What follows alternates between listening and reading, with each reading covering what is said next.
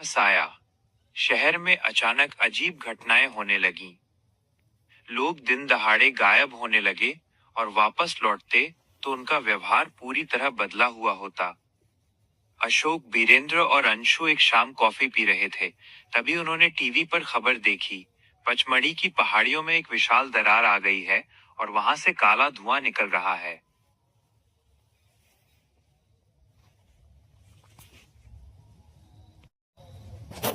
3. पहचान का संकट, सस्पेंस और थ्रिल। अंशु ने महसूस किया कि उनके बीच बैठा अशोक कुछ अजीब कर रहा है। वो अपनी कॉफी में चीनी की जगह नमक डाल रहा था और उसे बिना किसी भाव के पी रहा था। अंशु ने बीरेंद्र को इशारा किया। तभी अशोक मुड़ा और उसकी आवाज में हजारों चीखें एक साथ गूंजी। तारांकन, तुम्हें लगा महादेव ने हमें मिटा दिया? उन्होंने हमें सिर्फ वहां भेजा जहां हमारी असली शक्ति थी। अब हम पाताल के राजा हैं। 4. पाताल लोक का युद्ध। अचानक फर्श फट गया और कमरे में पाताल के सिपाही निकलने लगे। वे धुएं की तरह काले थे और उनके हाथों में हड्डियों के हथियार थे। अंशु और बीरेंद्र घिर चुके थे। तभी दीपक, जो अब एक तपस्वी बन चुका था, वहां पहुंचा। उसके हाथ में एक प्राचीन शंख था। उसने जोर से शंखनाद किया, जिससे एक सुरक्षा घेरा बन गया। दीपक ने चिल्लाकर कहा, तारांकन, ये अब पहले से 100 गुना शक्तिशाली हैं। इनकी रूह पाताल में है और शरीर यहाँ। इन्हें मारने के लिए हमें अपनी रूहों को पाताल में उतारना होगा। 5. हॉरर, रूहों का सफर। दीपक ने अपनी विद्या से अंशु और बीरेंद्र की रूहों को उनके शरीर से बाहर निकाला। उन्हें एक अंधेरे गलियारे से होते हुए पाताल लोक पहुंचना था। वहां का नजारा रूह कंपा देने वाला था। खून की नदियां बह रही थीं और हजारों साए उन पर हमला करने के लिए तैयार थे। वहां उन्होंने देखा कि असली अशोक की आत्मा को एक विशाल लोहे के पिंजरे में लटकाया गया है और उसका इस्तेमाल करके वे शैतान ऊपर की दुनिया में रास्ता बना रहे हैं। 6. विनाशकारी अंत, द क्लिफ हैंगर। जैसे ही अंशु ने अशोक को बचाने के लिए हाथ बढ़ाया, पाताल का वो मुख्य शैतान, रक्त असुर, सामने आ गया। उसने हंसते हुए कहा, तारांकन, तुम यहाँ अपनी मर्जी से आए हो, पर जाओगे मेरी शर्त पर। ऊपर की दुनिया में तुम्हारे शरीर अब मेरे कब्जे में है। अंशु ने पीछे मुड़कर देखा। पाताल के एक जादुई दर्पण में दिख रहा था कि ऊपर की दुनिया में उनके शरीर बॉडी खड़े होकर अपनी ही आंखों को काला कर रहे थे। वे अब शैतान के मोहरे बन चुके थे। क्या अंशु और बीरेंद्र अपनी रूहों को वापस अपने शरीर में ले जा पाएंगे, या पाताल के ये नए और शक्तिशाली शैतान पूरी दुनिया पर कब्जा कर लेंगे? ये इस कहानी का सबसे महाकाय और अंतिम युद्ध है, जहां पाताल की गहराइयों में शिव और शक्ति का तांडव होगा। पचमढ़ी का रहस्य, पाताल विजय, महाकाल और महावीर। पाताल लोक में अंशु, बीरेंद्र और अशोक की रूहें फंसी हुई थीं। ऊपर की दुनिया में उनके शरीरों पर शैतानों ने कब्जा कर लिया था। रक्त असुर शैतान ने अट्टहास करते हुए कहा, तारांकन, अब न कोई मंत्र काम आएगा, न कोई प्रार्थना। पाताल का ये द्वार अब कभी बंद नहीं होगा। 1. संकट मोचन का शंखनाद। जैसे ही शैतान ने अंशु की रूह पर प्रहार करने के लिए अपना खंजर उठाया, पूरा पाताल लोक थर्रा उठा। एक गूंजती हुई गर्जना हुई, जय श्री राम।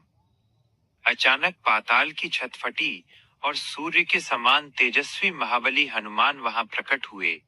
उनकी गदा से निकलने वाली रोशनी ने पाताल के अंधेरे को चीर दिया।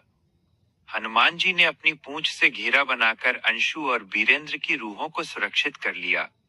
हनुमान जी ने गरजकर कहा, तारांकन, पाताल के कीटों, तुमने महादेव की शरण का अपमान किया है। अब दंड भोगने के लिए तैयार हो जाओ। 2. महादेव का तांडव अवतार। तभी पाताल की खून की नदी उबलने लगी। बीचों बीच से साक्षात भगवान शिव अपने वीरभद्र अवतार में प्रकट हुए। उनके हाथ में त्रिशूल था और गले में लिपटे नाग फुफकार रहे थे। महादेव का ये रूप देखकर पाताल के शक्तिशाली शैतान भी डर से कांपने लगे। महादेव ने जैसे ही अपना पैर जमीन पर पटका, पाताल की दीवारें ढहने लगीं। वो रक्त असुर जो खुद को अमर समझ रहा था, महादेव के तेज के सामने पिघलने लगा। 3. रूहों की वापसी और शैतानों का अंत। महादेव ने हनुमान जी की ओर देखा और संकेत किया। हनुमान जी ने अपनी विशाल गदा से पाताल के उस केंद्र पर प्रहार किया जहां से शैतानों को शक्ति मिल रही थी। महाप्रलय। महादेव ने अपना त्रिशूल घुमाया और एक ऐसी अग्नि पैदा की जो केवल पाप को जलाती थी। पाताल के सारे नए और शक्तिशाली शैतान उस दिव्य अग्नि में जलकर राख होने लगे। पुनर्स्थापना। हनुमान जी ने अपनी हथेली पर अंशु, बीरेंद्र और अशोक की रूहों को रखा और एक क्षण में उन्हें ऊपर की दुनिया में उनके शरीरों में वापस पहुंचा दिया। 4. अंतिम न्याय। ऊपर की दुनिया में जैसे ही रूहें वापस आईं, उनके शरीर से काली रूहें चीखती हुई बाहर निकलीं और सीधे पाताल की दरार में गिर गईं। महादेव ने अपने त्रिशूल से उस दरार पर प्रहार किया और उसे हमेशा के लिए हिमालय की बर्फ से सील कर दिया। महादेव और हनुमान जी एक साथ प्रकट हुए। महादेव ने कहा, तारांकन, संसार का संतुलन बना रहेगा। बुराई कितनी भी शक्तिशाली क्यों न हो, उसका अंत निश्चित है। 5. सुखद अंत, the final piece. Ashok, Anshu, Birendra और दीपक अब पूरी तरह मुक्त थे। पचमढ़ी की पहाड़ियां अब डरावनी नहीं बल्कि दिव्य लग रही थीं। दीपक ने अपनी तांत्रिक विद्या त्याग दी और जटाशंकर मंदिर में सेवा करने लगा। अशोक, अंशु और बीरेंद्र अब साधारण जीवन जीने लगे, लेकिन उनके हाथों पर अब राम नाम और ए का दिव्य चिन्ह अंकित हो चुका था, जो उनकी रक्षा के लिए सदैव बना रहेगा। उपसंहार। पचमढ़ी के उन जंगलों में अब रात को डरावनी आवाजें नहीं आती, बल्कि हवाओं में ओम नमः शिवाय की गूंज सुनाई देती है। लोग कहते हैं कि आज भी अगर कोई सच्चा भक्त संकट में हो, तो वहां एक वानर और एक सन्यासी उसकी रक्षा के लिए प्रकट हो जाते हैं। कहानी का संपूर्ण समापन। अशोक, बीरेंद्र, अंशु, संजू, दीपक, हनुमान जी और महादेव के साथ ये एक महागाथा थी। कहानी में अब एक ऐसा मोड़ आता है जो महादेव और हनुमान जी के जाने के बाद शुरू होता है। जब पाताल का द्वार सील किया गया, तो उस दरार के पूरी तरह बंद होने से ठीक एक पल पहले एक प्राचीन और काली शक्ति बाहर निकल आई, जो पाताल के शैतानों से भी पुरानी थी। एक खौफनाक जिन्नात जिन। पचमढ़ी का रहस्य। जिन का साया माइनस रेत और रूह। ये जिन सुलेमानी काल का था, जिसे हजारों सालों पहले एक तांबे के चिराग में कैद करके पाताल में दफना दिया गया था। पाताल के युद्ध के दौरान जब दरार खुली तो ये जिन्न आजाद हो गया। इसका नाम था अजराइल अल खबीस। 1. रेगिस्तानी हवा और अजीब महक। पचमढ़ी की ठंडी वादियों में अचानक गर्म रेगिस्तानी हवाएं चलने लगीं। अशोक, बीरेंद्र और अंशु एक शाम कैंपिंग कर रहे थे, तभी उन्हें हवा में जलते हुए लोबान और इत्र की भारी महक आई। अंशु ने देखा कि आग के पास एक लंबा काला साया खड़ा है। उसकी लंबाई सामान्य इंसान से दुगनी थी और उसकी आंखें अंगारे की तरह लाल चमक रही थीं। वो न तो भूत था न शैतान, वो एक जिन्न था। 2. जिन्न का खौफनाक रूप। जिन्न ने एक भारी और गूंजती आवाज में कहा, तारांकन, तुमने पाताल के उन मामूली शैतानों को हराकर खुद को खुदा समझ लिया। मैं आग से बना हूं और आग को मारना नामुमकिन है। बीरेंद्र ने कैमरा उठाना चाहा, लेकिन जिन्न के केवल एक इशारे से कैमरे में आग लग गई और वो पिघल कर राख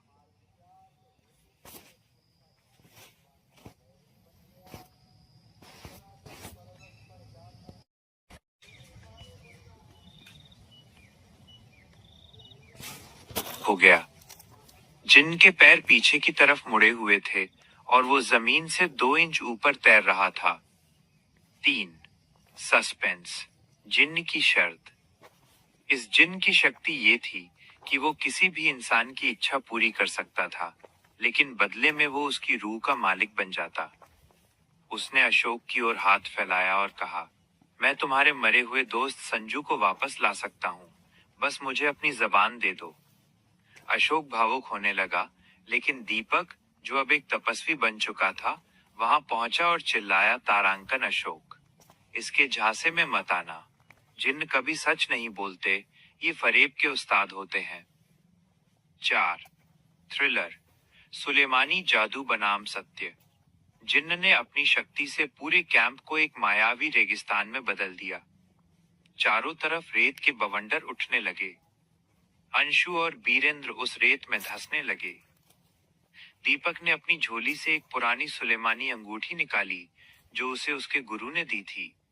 उसने कहा, इस जिन्न को केवल वही काबू कर सकता है जो अपनी इच्छाओं को मार चुका हो। 5. क्लाइमैक्स, आग का अंत। जिन्न ने आग का एक विशाल गोला दीपक की तरफ फेंका। तभी अंशु और बीरेंद्र ने मिलकर हनुमान चालीसा का पाठ शुरू किया और दीपक ने उस अंगूठी को आग के गोले के बीचों बीच फेंक दिया। जैसे ही अंगूठी जिन्न की आग से टकराई, एक नीला धमाका हुआ। जिन्न तड़पने लगा, क्योंकि वो अंगूठी उसे वापस उसी तांबे के चिराग अपनी दूसरी जेब से निकाला था। जिन्न चीखा, तारांकन, मैं वापस आऊंगा। आग कभी नहीं बुझती। लेकिन चिराग का ढक्कन बंद होते ही सारा रेगिस्तान गायब हो गया और वे वापस पचमढ़ी के जंगलों में आ गए। निष्कर्ष, चिराग का क्या हुआ? दीपक ने उस चिराग को जमीन में बहुत गहरा दबा दिया और उसके ऊपर एक शिवलिंग स्थापित कर दिया, ताकि महादेव की कृपा उस जिन्न को हमेशा के लिए दबाए रखे। अशोक, अंशु और बीरेंद्र ने राहत की सांस ली। वे समझ गए कि इस दुनिया में जितनी रूहानी ताकतें हैं, उतने ही पुराने फरेबी भी हैं। कहानी अब एक ऐसे मोड़ पर पहुंच गई है जहां डर और लालच का मेल एक नए विनाश को जन्म देता है। पचमढ़ी का रहस्य, जिन्न की रिहाई, लालच का जाल। सालों बीत गए। पचमढ़ी के उस निर्जन इलाके में जहां दीपक ने चिराग को दबाकर शिवलिंग स्थापित किया था, अब वहां एक नया टूरिस्ट स्पॉट बनने वाला था। एक लालची ठेकेदार और उसके मजदूरों की नजर उस पुराने शिवलिंग पर पड़ी। एक वर्जित खुदाई। ठेकेदार ने आदेश दिया, इस पत्थर को हटाओ, यहाँ हमें रिजॉर्ट की नींव डालनी है। मजदूरों ने जैसे ही शिवलिंग को वहां से हटाने की कोशिश की, आसमान में काले बादल छा गए। शिवलिंग के नीचे से वही पुराना तांबे का चिराग निकला। ठेकेदार ने जैसे ही उस चिराग को साफ किया, उसमें से एक जहरीला काला धुआं निकला और पूरा जंगल खौफनाक चीखों से गूंज उठा। जिन्न अज़राइल अल खबीस आजाद हो चुका था और इस बार वो पहले से ज्यादा भूखा और इंतकामी था। 2. शहर में तबाही। जिन्न ने सबसे पहले उस ठेकेदार के शरीर पर कब्जा किया। अब वो शहर में एक अमीर बिजनेसमैन बनकर घूमने लगा।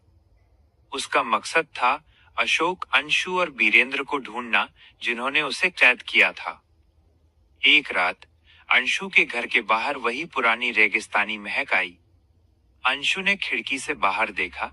सड़क पर खड़ा ठेकेदार जिन्न ऊपर की ओर देख रहा था और उसकी गर्दन 360 डिग्री घूमकर अंशु की तरफ मुड़ गई। उसकी आंखें नहीं थीं, बस उनमें धुआं भरा था। 3. रूहानी घेराबंदी, द थ्रिलर। अंशु ने तुरंत अशोक और बीरेंद्र को